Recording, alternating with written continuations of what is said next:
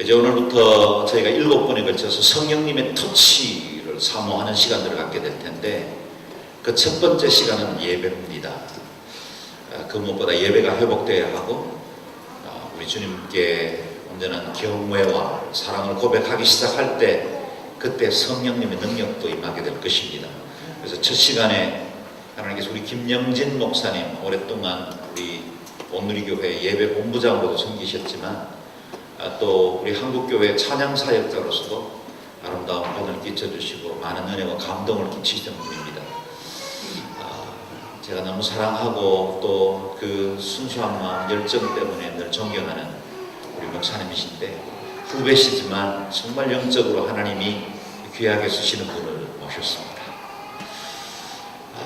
김영진 목사님 나오실 때 따뜻한 박수로 환영해 주시고,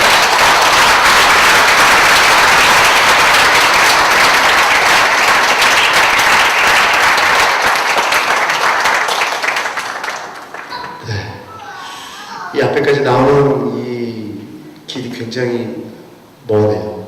짧은 줄 알고 좀 뒤에 있었는데 젠걸음으로 앞에 나왔습니다. 제 목소리가 잘 들리시나요? 네. 이 울림이 있는 것 같아서 진짜 하나님의 말씀을 전하는 것 같은 느낌이 듭니다. 네, 동굴에서 있는 것처럼 여러분 10년 가운데도 그렇게 들리시길 축복합니다. 네. 이백을 좀 빼주시면 감사하겠습니다. 오늘 정말 반가운 분을 제가 뵀어요. 얼바인 온누리교회에 있을 때 함께 신앙생활 하던 권사님, 그래서 만나는 얼마나 반가운지 몰라요. 저는 두 아이의 아빠입니다. 큰애는 외계인과 같은 사춘기, 중학교 1학년짜리고요. 키가 172예요. 남자아이인데 사춘기가 빨리 와가지고 대화가 안 통합니다. 서로 말을 하는데, 한국말을 하는데 대화가 잘 안 통하는 상황이 있고, 둘째는 딸인데 좀 일찍 왔어요. 여자아이라 그런지 몰라도 좀 일찍 왔어요. 얘도 이렇게 감정이 기복이 굉장히 심합니다. 그래서 많이 힘듭니다. 그래서 주님만 바라보고 있고요. 저와 제 아내 똘똘 뭉쳐서 하나 되어서 아이들을 잘 키우고 있습니다. 부부가 하나 되지 않으면 견뎌내기 어려울 정도로 힘든 상황이어서 잘 지내고 있습니다. 저희 아이들이 어렸을 때 저희는 얼바인 온누리교회 3년 정도 같이 사역하기 위해서 미국에 간 적이 있습니다. 거기서 제 생일이 다가오고 있었는데요. 제 아내하고 제 아이들이 뭔가를 준비하고 있더라고요. 저를 위해서 선물을 준비하나 보다, 그런 생각이 들었어요. 정말 기대감이 찼습니다. 다른 때는 뭐 이런 걸 하지도 않았는데 이번에는 뭔가를 막 준비하는 것 같은 거예요. 제가 이제 새벽 기도회를 가야 되니까 일찍 잠에 들면 몰래 이제 부슬부슬 거면서 뭔가를 만들더라고요. 정말 기대가 컸습니다. 드디어 이제 생일이 돼서 생일 파티 하면 뭐 뻔하죠. 이렇게 같이 밥 먹고 또 케이크 불고 이제 드디어 선물이 등장하는 시간이 됐습니다. 제 딸이 가더니 선물을 가져오는 거예요. 선물이 등장하는데 다들 막 박수를 치면서 환호성을 질러주는데 저는 웃을 수가 없었어요. 그때 당시에 제가 아이폰 3를 쓰고 있었는데 굉장히 낡고 망가져서 여러 번 수리를 했던 그 기계였습니다. 그래서 내심 생일 선물이 아이폰 4 최신형이겠다라는 생각을 하고 있었는데 뭐 예쁜 꽃 화병 이렇게 들고 나온 거예요. 자세히 봤더니 꽃이 조화인데 산 게 아니라 매일 밤마다 엄마랑 아이들이 만든 거예요. 아빠를 기쁘게 하려고. 근데 제가 웃을 수가 없었어요. 겉으로는 이렇게 웃었는데 이게 선물은 아니겠지라는 생각을 하면서 난 뭔가 또 있겠지라는 기대감과 함께 이렇게 이제 받았어요. 이 유리 화병에 꽃이 이렇게 들어있었는데 그 다음 또 없냐고 제가 물어봤죠. 그랬더니 없다고. 이게 다라는 거예요. 제가 좀 마음이 좀 안 좋았어요. 소위 삐진 거죠. 그래서 잠들기 전에 꾹 참고 잠을 잘까 하다가 도저히 못 참겠어서 제 아내를 깨웠어요. 그리고 이렇게 말했죠. 여보, 내가 자주 내가 이 스마트폰을 아이폰으로 폰으로 바꿔야 될 때가 됐다고 자주 말하지 않았냐고. 말했지. 근데 왜 그게 그 선물인 줄 알았는데 그게 아니었냐고 했더니 나는 내가 해주고 싶었던 거 한 건데 이러는 거예요. 제가 서운한 이유로 얘기했죠. 아니 내가 받고 싶은 거를 해야하면서 선물을 줘야 그게 맞는 거 아니냐고 제가 그렇게 얘기를 했어요. 그랬더니 그때서야 제 아내가 미안하다고 그러는 거예요. 그러면서 제가 그랬어요. 당신 생일 다가오는데 뭐 받고 싶어? 캐시래요. 캐시. 현금이에요. 그래서 제가 그러면 현금을 주겠다 해서 200불 봉투에 딱 담아서 현금을 줬어요. 그래서 지금까지 현금을 주고받는 전통이 이어져 오고 있어요. 생일 때마다 얼마 필요해? 이렇게 주고받는. 너무 정이 없긴 하더라고요. 제가 이 말씀을 드린 이유가 뭐냐면 우리가 날마다 하나님께 예배를 드린다고 나오는데 정작 내가 드리고 싶은 예배가 아니라 하나님이 어떤 예배를 받기 원하실까? 하나님은 어떤 예배를 기대하실까? 하나님은 어떤 예배를 기뻐하실까? 라는 질문을 갖게 됐어요. 이 질문을 갖게 되니까 내가 지금까지 드렸던 예배, 내가 지금까지 준비했던 모든 것들이 나의 관점에서 내가 원하는 것을 드렸구나라는 생각을 하게 됐어요. 그 생각을 하게 되니까 하나님은 뭐 원하실까? 하나님이 원하신 예배가 도대체 뭘까? 라는 질문을 가지고 성경 말씀을 보게 됐어요. 성경을 보니까 정말 수많은 예배에 대한 구절들이 나와 있더라고요. 그런데 그 구절들의 공통점을 보니까 하나님이 뭘 원하시는지 다 담겨 있는 거예요. 어떤 찬양을 원하시는지, 어떤 예배를 원하시는지. 그런데 정작 예배드리는 우리는 그런 말씀들에 대해서 별 관심이 없다는 것을 보게 됐어요. 저는 정말 오랫동안 예배 사역을 했습니다. 전사님과 예배팀이 인도해 주셨는데 많은 회중들 앞에서 예배 인도하는 사역, 찬양 인도하는 사역을 오랫동안 했습니다. 그런데 이 사역을 하다 보면 딱 보여요. 이 사람이 지금 예배하고 있는지 딴 생각하고 있는지. 물론 이제 주무시는 분들은 그냥 다 보이죠. 졸고 있는지. 하나님께서 지금 기뻐하시는 예배를 드리고 있는 사람과 그렇지 못한 사람들이 보이는 거예요. 만약에 내가 예배를 드리고 있는데 이 예배를 하나님께서 기뻐 받으시지 않는다고 한다면 여러분 어떻게 생각하세요? 하나님이 자비롭고 인자하시고 폭이 넓으신 분인데 밴댕이 속이 아닌데 다 예배 시간에 참석해서 졸더라도 예배 받아주시고 기뻐하시겠지 이렇게 생각하세요? 성경을 보니까 그렇지 않더라고요. 물론 하나님 다 용서해 주시죠. 그러나 하나님이 받지 않으실 예배도 있다는 사실을 여러분 분명히 아셔야 됩니다. 가인과 아벨의 예배. 누구의 예배를 받으셨습니까? 아벨의 예배를 받으셨죠? 그러나 가인의 제사를 받지 않으셨어요. 그 이유가 뭘까요?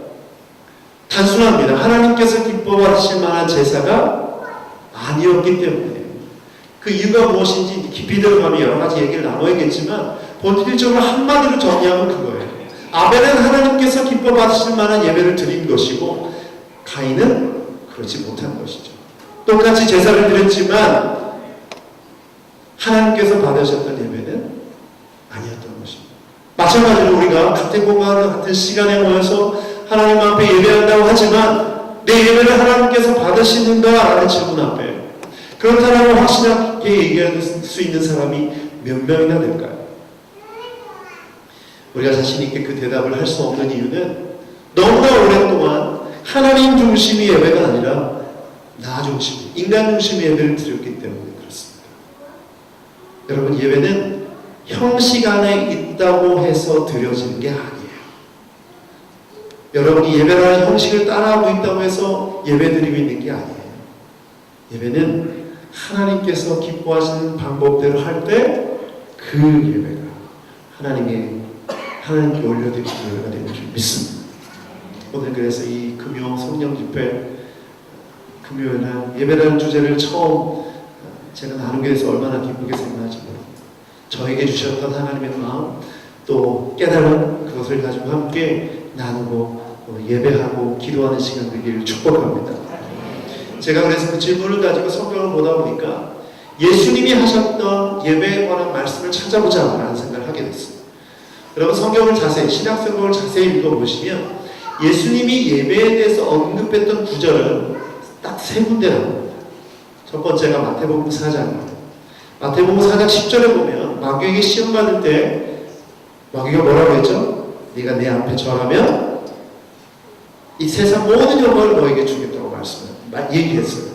그래서 예수님이 뭐라고 말씀하셨죠? 사탄아 썩 물러가라. 주 너의 하나님께만 경배하고 다만 그를 섬기라 하셨다. 하나님을 예배하는 것, 그분 앞에 엎드리는 것, 그분을 섬기는 것임을 예수님이 말씀해 주셨어요. 그리고 요한복음 우리가 읽었던 부분 4장 말씀, 사마리아 여인과의 대화 속에서 나타납니다.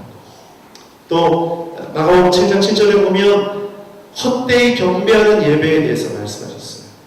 입술로는 하나님을 경외한다고 말하면서 이사야서 말씀을 인용하시면서 마음으로부터 하나님 앞에 멀어진 예배, 헛된 예배. 예수님께서 이 세 군데 말씀을 예배에 관한 말씀을 주셨어요. 그 중에 요한복음 말씀을 통해서 오늘 함께 하나님의 뜻을 깨달아가기를 원합니다. 먼저 하나님의 관심은 무엇인가? 하나님의 관심은 뭐죠? 우리가 요한복음 4장 23절 24절 읽었죠. 하나님의 관심은 예배자입니다. 예배가 아니라 예배자입니다. 하나님은 우리의 어떤 예배의 형식이라든가 예배안의 어떤 스타일이라든가 이런 것에 관심이 있지 않아요. 어떤 형식과 어떤 스타일이든 관계없이 그 안에 예배하고 있는 예배자의 관심이 많으시다는 것입니다. 그렇다면 어떤 사람이 예배자인가? 저는 아주 단순하게 정의 내릴 수 있다고 생각합니다. 예배하는 사람이 예배자이다. 그렇다면 예배가 무엇인지 알고 예배하는 것이 정말 중요한 것이죠. 그래서 저는 육하 원칙의 질문을 가지고 요한복음 4장 23절 24절을 함께 나눠보도록 하겠습니다. 육하 원칙 첫 번째, 언제 예배합니까? 여러분 언제 예배합니까? 우리는 예수님께 질문한 이 사마리아 여인의 질문을 우리가 자세히 살펴볼 필요가 있습니다. 이 사마리아 여인이 했던 질문이 뭐였을까요? 여러분 요한복음 4장 다 알고 계시죠? 예수님께 했던 질문, 사실 첫 번째 질문이 이거였습니다. 왜 나한테 물을 달라고 하냐? 이게 질문이었어요. 그런데 예수님이 물을 달라고 하는 네가 내가 누군지 알았다면 네가 나한테 도리어 물을 구했을 것이다. 이상한 대답을 하시죠. 그러면서 내가 바로 생수의 근원이다 라는 말씀을 하십니다. 그러면서 얘기했던 얘기가 뭐죠? 남편 얘기. 내 남편을 데려오라. 남편이 없습니다. 그 말이 맞다. 그러면서 이 여인이 남편이 몇 명이죠? 죄송합니다. 전 남편이 몇 명이죠? 전 남편 5명, 현 남편 1명, 총 남편 몇 명? 6명. 이제 물론 1명이랑 살지만 결혼을 몇 번 했죠, 그러니까 6번 한 거죠. 이 이야기만 놓고 보면 이 여인이 어떤 삶을 살았는지 추측이 되시죠? 얼마나 힘든 삶을 살았을까? 그 질문을 하게 되면 이 여인의 삶이 그려집니다. 특별히 이때 당시에 고아와 과부들은, 여인들은 정말 힘든 세상을 살아가고 있었어요. 경제력이 없었기 때문에 여성 혼자 산다는 것은 불가능했습니다. 그래서 사랑해서라기보다는 살기 위해서 재혼을 해야 하는 상황이었던 거죠. 왜 결혼을 6번 하게 되는지 자세한 내용은 알 수 없지만 대강 우리가 이 여인의 모습을 추측해 볼 수 있습니다. 그래서 다른 사람들의 얼굴을 위해서 땡볕에 물을 길러 간 것이죠. 그런데 놀랍게도 이 여인이 예수님께 질문한 내용을 보면 왜 예수님이 사마리아 땅을 지나가셨는지 알 수 있게 됩니다. 여러분 유대인들은 사마리아 지역을 통과하지 않았어요. 왜 그렇습니까? 하나님을 버리고 우상 숭배한 사람들, 그들이 사는 이 땅을 나는 밟을 수 없다 그래서 빙 돌아갔습니다. 늘. 그런데 예수님은 거기를 가로질러 가는 거예요. 그리고 수가성이라는 그 성에 이르러서 우물가에서 이 여인을 만나게 된 것이죠. 놀랍게도 이 여인이 예수님께 이 질문을 합니다. 우리 조상들은 그리심산에서 예배드려야 되는데 유대인들은 어디서?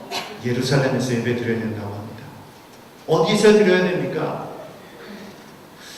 이 여인의 예배에 대한 질문은 어디라는 장소였어요. 그런데 예수님이 뭐라고 대답하십니까? 지금이라는 시간을 얘기합니다. 이때라. 이것은 무엇을 의미하냐면 장소가 중요한 것이 아니다.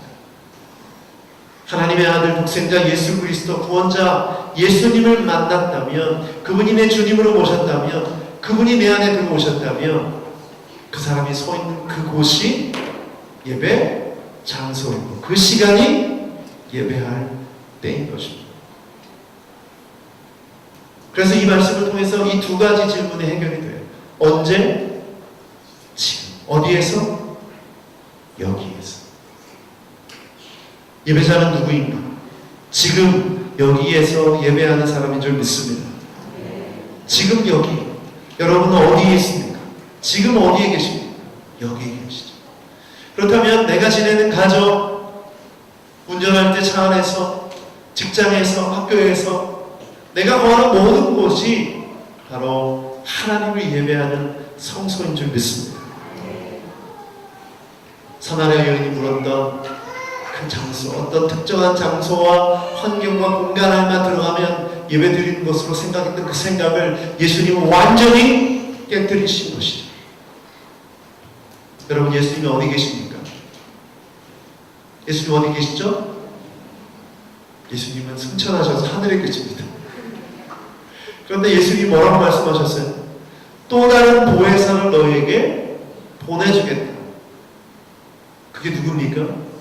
성령님이시죠. 그렇다면 우리가 예수 그리스도를 주님으로 모신다면 우리 안에 성령이 계시고, 이 원리를 통해서 바울 사도는 뭐라고 얘기했습니까? 우리 몸이 성령이 거하시는 전, 줄여서 성전이라는 것이죠. 그렇다면 내가 거하는 어느 곳이든지 우리는 하나님을 예배할 수 있는 줄 믿습니다.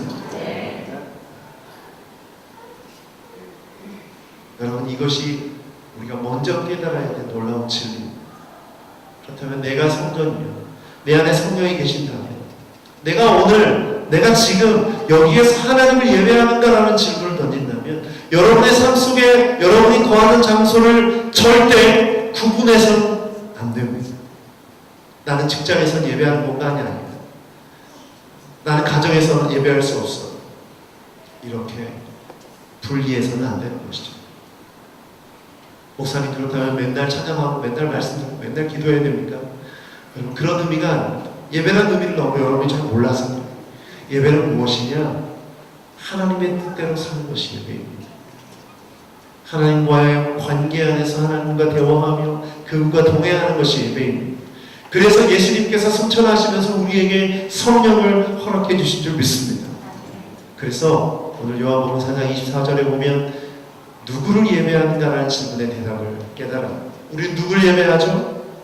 당연히 하나님을 예배하죠. 그러나 그 하나님은 어떤 분이십니까? 요한복음 4장 24절 한번 읽어볼까요? 자막을 보시면서 시작. 하나님은 영이시니 하나님께 예배드리는 사람은 영과 진리로 예배드려야 한다. 하나님은 영이시다. 영이신 하나님 보입니까? 안 보입니까? 보입니까? 안 보이시죠? 보이십니까? 혹시 보이시는 분 계세요? 그럼 상담이 좀 필요합니다. 그래서 하나님 보이시지 않기 때문에 그래서 11장 6절 뭐라고 말씀하고 있죠? 하나님께 나아가는 자는 반드시 그가 계신 것과, 하나님은 살아계신 하나님인 줄 믿습니다. 우리 눈에 보이지 않기 때문에 우리가 하나님을 예배할 때 실수하게 됩니다. 하나님이 우리 가운데 임하셨다는 것이 믿어지고 느껴지고 경험되어질 때 그 예배가 하나님께서 기뻐 받으실 만한 예배가 되는 줄 믿습니다. 그래서 여러분, 우리가 예배를 모일 때, 특별히 이 금요일에 이 밤에 모일 때 여러분 안에 어떤 확신이 있어야 합니까? 이곳에 하나님께서 영으로 임재하신다. 아멘. 저는 오늘 그 믿음으로 왔어요. 하나님께서, 성령께서 이 양지 오늘교회 이 예배당에 임재하신다. 나는 그 임재 가운데서 하나님의 말씀을 전한다. 아멘. 내 말이 아니라 하나님의 말씀을 전한다라는 확신을 가지고 여기에 섰습니다. 여러분도 김영진이라는 사람의 이야기가 아니라 오늘 저를 통해서 들려지는 하나님의 음성에 귀를 기울이고 있는 줄 믿습니다. 영이신 하나님은 살아계십니다. 여러분이 살아있는 것보다 더 분명히 살아계십니다. 그렇다면 어떻게 우리가 그렇게 예배할 수 있어요? 저는 수많은 예배인들을 하면서 찬양인들을 하면서 가장 안타까운 게 뭐냐면 영으로 임하신 보이지 않는 하나님 앞에 하나님을 전혀 느끼지 못하고 성령님을 바라보지도 않고 아무 감동도 없이 느낌도 없이 예배 가운데 계신 분들을 볼 때 정말 가슴이 찢어지기는 합니다. 양주 오늘의 교회는 그런 분들이 없기를 축복합니다. 오늘 이 밤에 그런 분들이 없기를 축복합니다. 혹시 그런 마음으로 나오셨다 할지라도 오늘 기도하면서 예배하면서 그 하나님을 보게 되는 역사이길 축복합니다.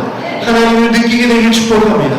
내가 수많은 예배를 드리는데 그곳에 하나님이 임재하셨고 그분이 나를 만지시고 나에게 말씀하시고 내가 그분을 경험할 수 없다면 이건 정말 불행한 거예요. 살아계신 하나님을 경험할 수 없다. 찬양 가운데 말씀 가운데 기도 가운데 그분을 만날 수 없다면 얼마나 불행합니까? 그런데 그런데도 이런 분들이 정말 많습니다. 정말 많습니다. 아니 예배당에 앉아있는데 교회로 왔는데 예수님 믿는다고 하는데 다 찬송을 따라 부르고 성경 같이 읽는데 정작 하나님을 느끼지 못하고 믿지 못하고 보지 못하는 것이죠. 여러분 이것보다 더 불행한 게 어디 있습니까? 이것보다 더 불행한 게 어디 있습니까? 맛있는 음식 산의 미가 앞에 차려있는데 먹지 못하는 거예요. 똑같은 거죠. 그래서 하나님께서 뭐라고 말씀하십니까? 하나님의 선하신 하나님의 하나님 되시는 맛보아 알지어다.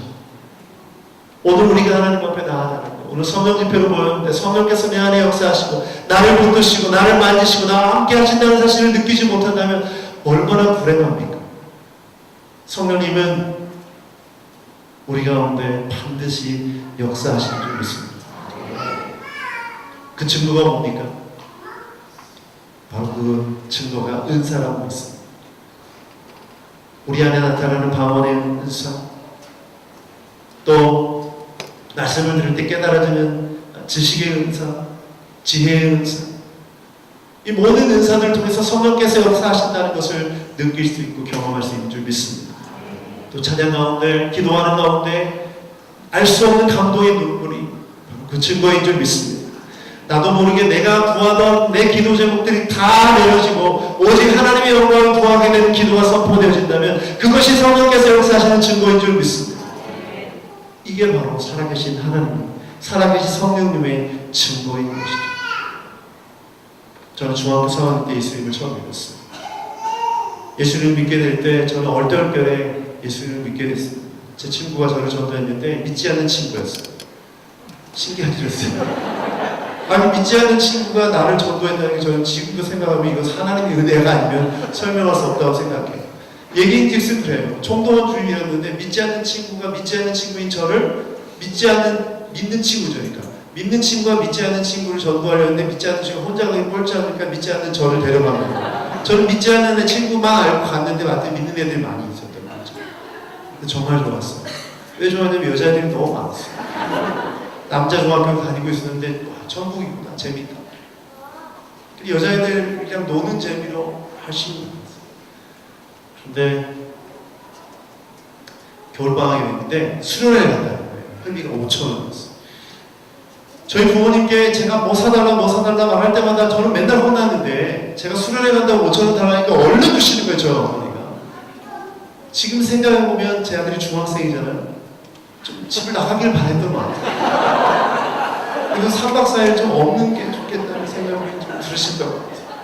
그 기쁜 마음을 주신 거죠. 그러면 저희 집이 삼형제였거든요. 큰아들이 없으면 또 하나라도 없으면 조용히 있잖아요. 그런데 그 수련회가 저희 인생을 바꿔놓죠. 밤에 집회하는데 잘 모르는 막 찬양 부르고 난리가 났어요. 그런데 놀라운 것은 제가 기도를 하는 중에 성령 찬양을 한 거예요. 제 몸이 떨리기 시작하면서 제 입에서 이상한 말들이 막 나와요. 생전 처음. 그때 제 느낌에는 이건 외국어다. 분명히 나는 외국어를 하고 있다. 불어 같은 느낌이 들었어요. 불어를 내가 하고 있다. 미친 거 아니야. 이 머릿속엔 정신이 멀쩡한데 막 몸을 부들부들 떨리지, 입에서 뭐 이상한 말이 나오지. 사도행전 2장에 나타난 그런 역사가 저에게 일어난 거죠. 근데 해석이 불가능했어요. 놀라운 것은 그것을 경험하고 나는데요, 어떤 일이 벌어졌냐면 복음이 들어오는, 내가 죄인이라는 사실, 십자가의 은혜, 하나님의 말씀이 믿어집니다. 제가 깜짝 놀랐어요. 성령은 살아계신 하나님, 성령은 나에게 임재하십니다. 성령은 우리가 모일 때 임하시는 분이시구나, 그 사실을 깨달았어요. 그때부터 기도할 때마다 방언을 할 거예요. 그때부터 여자애들이 눈에 보이지 않더라고요. 세상과 나는 단곳 없고 구속한 주만 보이구나. 주일 아침에 얼마나 유혹이 많습니까? 왜 재미는 많아요? 하는, 왜 주일 아침에 하는지 그 유혹을 다 이겨내고 중학교 3학년짜리가 성경책 빨간색 아시죠? 그걸 옆에 끼고 교회 가요. 저희 아버지가, 저희 어머니가 저한테 그랬어요. 교회 갔다 오는 저를 보더니 목사 났습니다. 근데 제가 목사가 됐어요. 저만 목사가 된 게 아니라 제 동생도 목사가 됐어요. 제가 이 말씀을 드리는 이유는 뭐냐면 성령님은 살아계신 분이죠. 오늘 이 시간은 저뿐만 아니라 여러분 가운데 임재하기 원하세요. 아니, 임재하신 그분께서 여러분을 다스리기 원하세요. 그런데 반드시 아셔야 될 건 뭐냐면 성령님이 인격적인 분이시기 때문에 결코 여러분이 마음을 열고 그분을 초청하지 않으면 들어가지 않으세요. 기다리고 계세요. 계속 여러분을 기다리고 계세요. 녹화하고 있는. 오늘 이 밤에 금요 성령 집회 첫 집회에 그분께 마음을 활짝 열어드리길 축복합니다. 여러분은 어떤 일이 벌어져도 괜찮아요. 성령의 역사는 정말 놀라운 하나님의 선물인 줄 믿습니다. 오늘 방언하지 못하시는 분들 방언의 은사 받길 축복합니다. 믿음이 연약하신 분들 성령의 역사로 말미암아 믿음의 은사를 받길 축복합니다. 아프신 분들 병 낫는 역사가 있기를 축복합니다. 사람이 하는 것이 아니라 성령이 원하시면 그 은혜를 베풀어 주실 줄 믿습니다. 저는 확실합니다. 수도 없이 그 경험을 했기 때문에 그런 역사가 우리 삶에 일어나는 줄 믿습니다.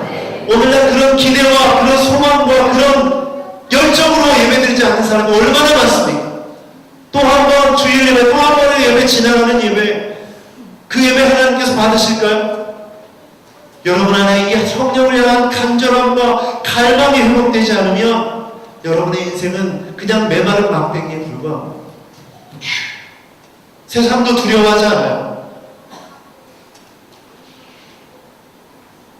하나님 오히려 두려워하시죠. 얘네들 이러다가 어디서 사고 치면, 그렇게 사고 치며 돌아다니는 분들이 얼마나 많습니까? 하나님은 영이십니다. 그 영이신 하나님이 우리 가운데 임재하길 원하십니다. 오늘 이 밤에 그 영이신 하나님 온전히 예배하며 나아갈 때 그 성령의 역사를 경험하시게 되길 주님의 이름으로 축복합니다. 여러분, 제자들 보십시오. 제자들이 예수님이 승천할 때 그 표정이 어땠는지 아십니까? 그 표정, 뻘쭘한 표정. 죄송합니다. 말씀을 전하는데 이런 시샘말을 해서 왜 뻘쭘한 표정을 지었는지 아세요? 예수님께서 너희가 예루살렘 떠나지 않고 기다려라, 성령을 받게 될 것이다, 이런 말씀하시는데 엉뚱한 얘기를 했어요. 이스라엘을 회복하심이 언제이니까? 그들의 관심은 오직 정치적인 나라, 그리고 거기에서 한 자리 해먹을 걸 생각하고 예수님을 통해서 내가 기대하는 그 어떤 것을 이루기만을 소망했어요. 그런데 예수님 뭐라고 말씀하셨어요? 그때와 그 시는 너희가 알 바가 아니다. 오직 성령이 너에게 임하시면 너희가 권능을 받고 사마리아와 예루살렘과 사마리아와 땅끝까지 이르러 내 증인일 것이다. 여러분, 오늘 만약에 성령의 경험을 하시게 된다면 제자들처럼 증인이 되는 역사가 있게 될 줄 믿습니다. 제자들처럼 완전히 변화된 모습으로 변화될 줄 믿습니다. 여러분의 한 인생은 예수 믿고 구원받고 나 혼자 하늘나라 가기 위한 것이 아니에요. 이 복음의 역사는 이 땅에 있는 불쌍한 영혼들, 온 인류를 향한 하나님의 놀라운 계획인 줄 믿습니다. 그 계획을 위해서 오늘 성령으로 여러분 가운데 임하기를 원하시고, 여러분이 그저 신도가 아니라 한 사람의 그냥 종교인이 아니라 하나님의 증인으로 삼기 위한 놀라운 계획인 줄 믿습니다. 그래서 성령의 역사가 중요한 것이죠.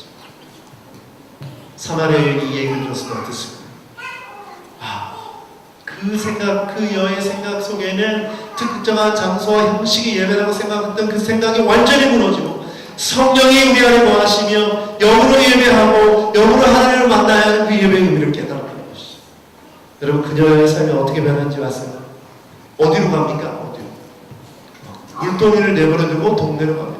동네로 가서 막 문을 두드려요. 여러분, 중동 지방의 이쪽의 지방들은 대부분 날씨가 굉장히 뜨겁기 때문에 집에 들어와서 나오지 않습니다. 12시부터 4시까지. 저도 이태리에 잠깐 공부하러 간 적이 있는데 거기 사람들도 낮 시간에 잠을 자요. 쉬거나. 다시 4시에 문을 열어서 한 8시쯤에 문을 다시 닫습니다. 사람들이 쉬고 있는데 문을 두들겼다. 특별히 6번 결혼한 여자가 사람들 눈을 피해서 물 길러 갔던 사람이 무엇입니까?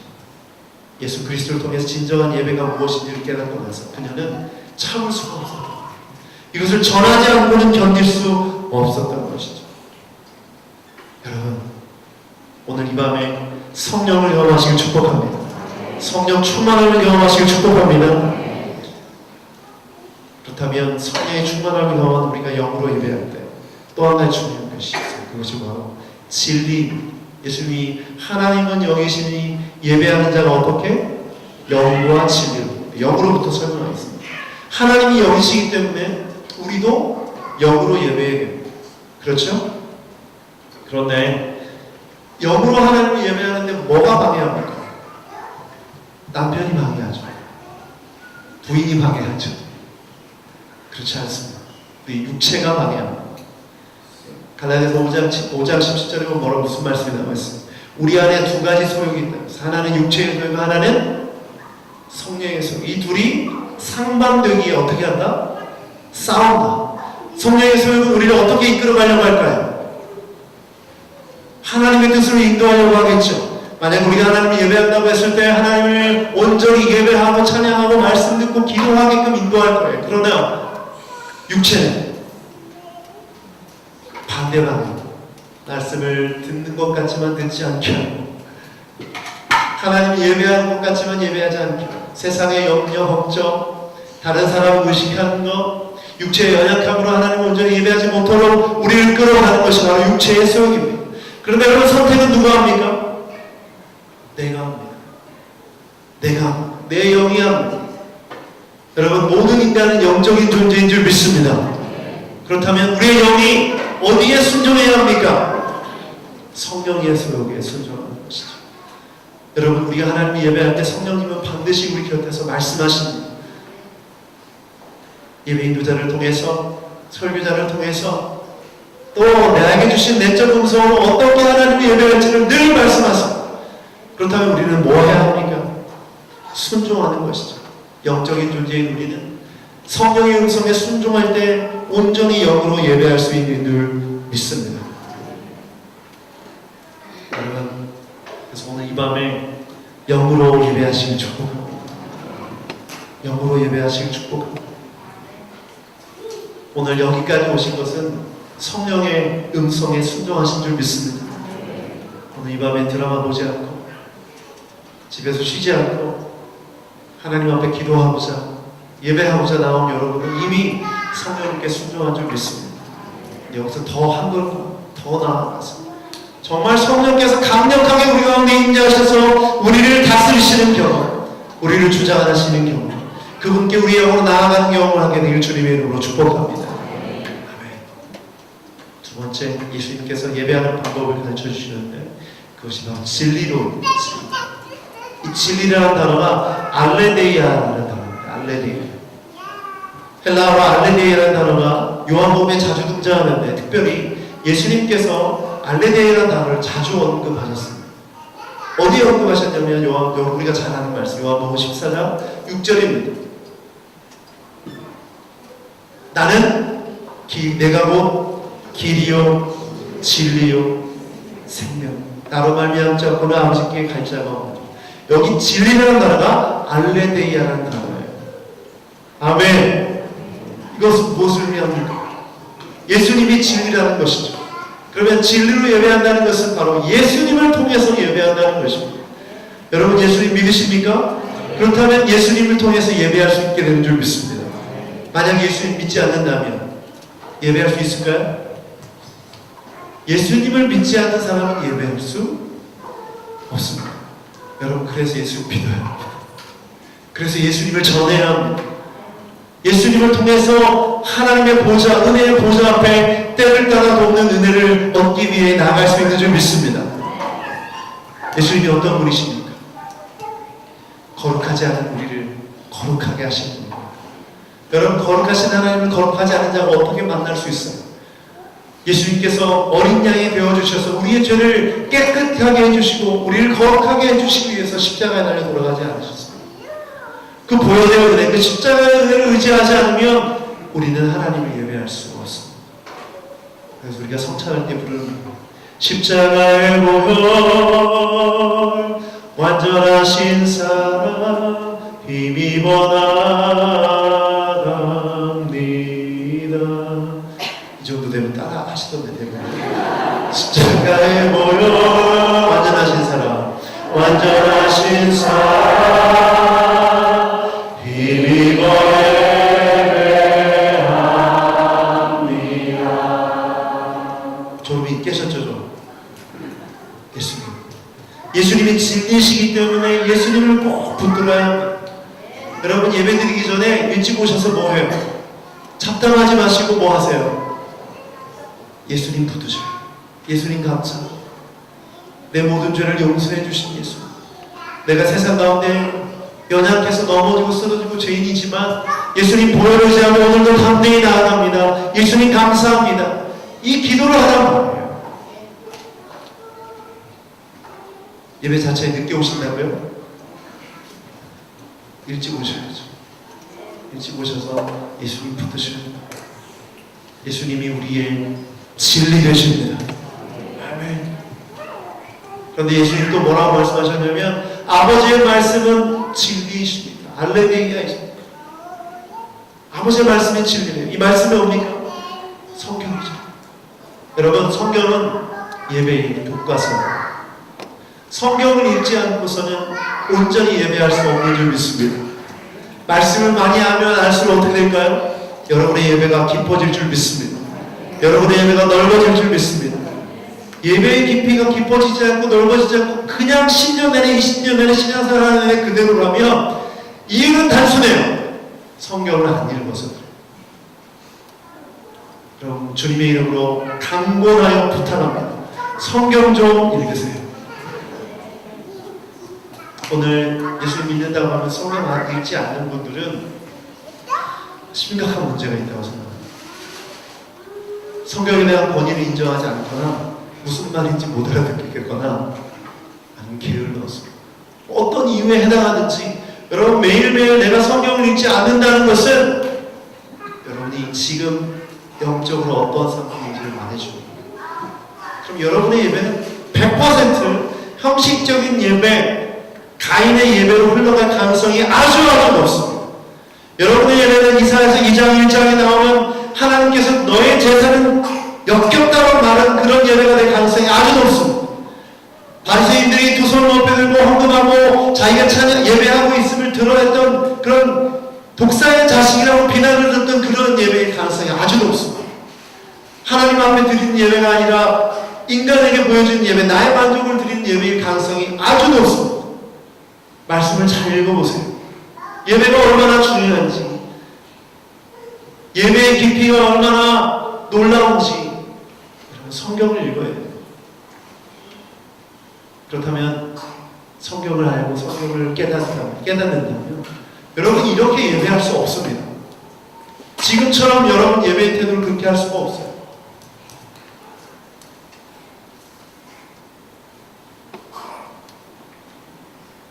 한국 교회가 엄청난 착각에 빠져 있어요. 주일날 대예배 이 대자를 붙이고 마치 엄청난 음향 장비와 시스템과 예배 공간과 주차장과 거룩하게 보이는 가운을 입고 목소리 쫙 깔아서 예배하는 이 예배가 예배인 것처럼 생각하는 이 시대, 하나님이 이미 고개를 돌리고 있는지 몰라요.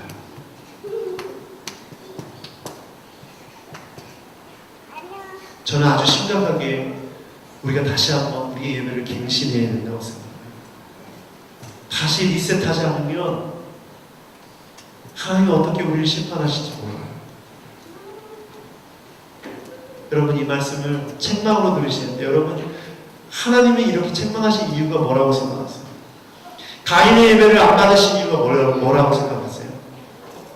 가인이 깨닫고 아벨처럼 예배 드리게 하기 위함이었어요. 그렇지 않습니까, 여러분? 그 얘기를 듣고 분노해서 동생을 죽이려고 그렇게 안 받으신 걸까요? 하나님께서 오늘 우리에게 또 이 시간 저를 통해서 이 말씀을 주시는 이유는 다시 한번 하나님 앞에 예배를 회복하기 원하는 하나님의 마음인 줄 믿습니다. 그렇다면 진리의 말씀을 기억하고 오늘 철저하게 회개해야 합니다. 내가 말씀대로 예배를 소중하게 여기지 않은 죄, 하나님을 위해 예배하지 않고 사람 때문에 예배한 죄, 내가 원하는 내 예배, 내가 원하는 스타일만 주장한 죄, 하나님 말씀 앞에, 하나님 임재 앞에 겸손히 무릎 꿇고 엎드리지 않은 죄, 이 죄에 대해서 아주 심각하게 회개하지 않으면 우리도 가인이에요. 다른 사람 얘기할 필요 없습니다. 저는 오늘 이 방송을 보면서 감동을 받았어요. 회개하기 원하는 사람 다 여기 무릎 꿇어야겠다. 방송 개수가 너무 작은 거예요. 오신 분들에 비해서. 오늘 정말 통회하는 심정으로 가슴을 찢으면서 회개하시기 바랍니다. 내가 하나님 앞에서 온전한 예배를 드리지 못했던 것을 회개하시기 바랍니다. 그렇지 않으면 여러분의 인생은 변할 수 없습니다.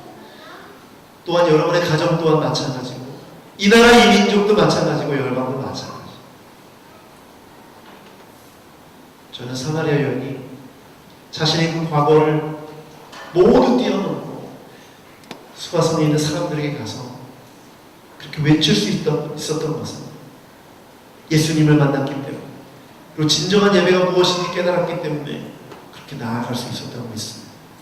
오늘 우리가 진짜 예수님을 만나고 우리의 예배가 변화된다면 여러분은 감당할 수 없는 하나님의 사람이 될 줄 믿습니다. 이 양지 땅, 여러분이 거하는 어떤 지역이든 상관없이 여러분을 통해서 놀라운 역사가 일어날 줄 믿습니다. 여러분, 수가성에 갔을 때, 이 사마리아인 수가성에 갔을 때 어떤 일이 일어났을까요? 여러분, 요한복음 4장 이 말씀, 이 예배에 관한 말씀이 어떻게 기록됐을까요? 여러분, 이 우물가에 제자들이 있었습니까? 없었습니까? 제자들이 없었습니다. 먹을 것을 구하러 동네로 내려갔어요. 이 우물가에는 오직 사마리아 여인과 예수님만 있습니다. 이 사마리아 여인은 동네로 가서 뭘 한 거예요? 예수님께 들은 말씀을 그대로 전했고, 그 말씀을 들은 그들이 또한 다른 사람에 나아가서 전했고, 하나님의 말씀에 순종하며 하나님의 말씀에 나아갔기 때문에 그들은 놀라운 예배 공동체, 하나님께서 기뻐하시는 교회가 된 줄 믿습니다. 같이 함께 예배드리고 하나님의 교회로 세워졌던 것이죠. 저는 그래서 이 패턴이 정말 중요하다고 생각합니다. 존 파이퍼 목사님이 열방을 향해 가라라는 이 말씀, 그 담긴 그 책에 1장에 이런 말씀하세요. 선교는 예배를 위한 것이다. 예배가 없는 곳에 예배를 세우기 위해 선교하는 것이다. 복음을 전하는 것이다. 그렇다면 이 사마리아 여인이, 이 수가성 여인이 했던 이 일은 무엇입니까? 바로 하나님의 나라, 하나님을 예배함으로 하나님의 나라가 그 땅에 세워지게 한 역사를 감당했던 것이죠. 하나님 오늘 우리에게 그 일을 맡기시길 원합니다. 여러분, 절대 하나님의 계획을 오해하지 마세요. 여러분 혼자 잘 먹고 잘 살고 은혜 받고 축복받고 구원받고 천국 가게 하기 위해서 예수님 믿게 한 것이 아닙니다. 여러분을 믿게 하신 이유는 사마리아 여인 한 사람이 수가성을 감당했던 것처럼 여러분을 통해서 증인되게 하셔서 하나님의 나라가 땅 끝까지 전해지기 위함인 줄 믿습니다. 우리가 이 사명을 잃어버리면 우리의 예배도 아무 의미가 없습니다. 이 선교라는 복음 전파라는 이 사명을 감당하지 않는다면 우리 예배도 정체되게 되어 있고 고인물이 썩듯이 타락할 수밖에 없는 것이죠. 저는 오늘 여기 계신 모든 분들이 양지 오늘 교회 성령께서 주시는 음성인 줄 믿습니다. 이 음성 앞에, 이 말씀 앞에 우리가 겸손하게 나아갔으면 좋겠습니다. 오늘 예배팀이 준비한 곡 중에 내 구주 예수님 주 같은 분 없네라는 곡이 있었던 것 같아요. 너무 아쉽더라고요. 그 고백을 하길 기대했는데. 그래서 오늘 이 찬양을 함께 부르면서 오늘 가운데 임재하신 성령님 앞에 나아가 주님 예배했으면 좋겠습니다. 그리고 기도할 때 여러분을 초청하고 원합니다. 내가 오늘 내 만족을 위해서 나만을 위해서 예배했던 것을 회개하고 철저하게 회개하고 영으로 임하신 하나님을 믿음으로 바라보지 않고 사람 바라보고 판단하고 정죄했던 것을 용서하시고 하나님 이제 하나님께서 기뻐하신 예배자로 우리를 새롭게 하여 주시옵소서. 그런 마음으로 우리 예수님께 나아가십시다. 성령께서도 우리를 인도해 주시고 함께 해 주실 것입니다. 내 구주 예수님